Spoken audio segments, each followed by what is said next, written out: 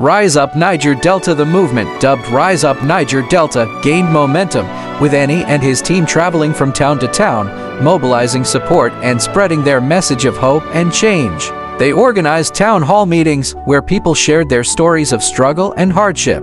They held rallies where thousands gathered to demand justice and equality. They used social media to amplify their message, with hashtags like #RiseUpNigerDelta and #JusticeForTheDelta trending globally. Eni's team also engaged in nonviolent direct action, occupying government buildings, oil company offices, and other symbols of oppression.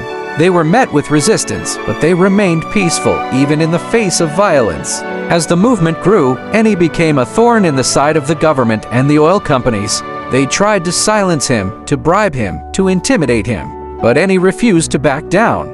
He knew that he was not just fighting for the Niger Delta, but for the future of Nigeria and for the rights of marginalized communities everywhere. One day, Eni received a call from a mysterious stranger offering him a meeting with a high-ranking government official. Eni was skeptical, but he agreed to the meeting, hoping to find a way to negotiate with the government. The meeting took place in a luxurious hotel room, with the official, a suave and well-dressed man, offering Eni a deal, drop the movement, and receive a hefty sum of money and a government appointment. Eni was outraged. He knew that the official was trying to buy him off, to silence him. He refused the offer and walked out of the meeting, more determined than ever to continue the fight. The official's offer only strengthened Eni's resolve, and the movement continued to grow, with more and more people joining the cause. As the stakes grew higher, Eni knew that he was in grave danger. He received death threats, and his family was harassed. But he refused to back down, knowing that he was fighting for something greater than himself.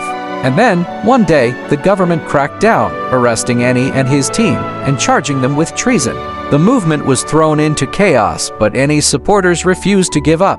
They organized protests, demanding Eni's release, and the charges were eventually dropped. Eni was released from prison, but he knew that the struggle was far from over. He continued to lead the movement, even in the face of danger, knowing that their fight for justice and equality would one day be victorious.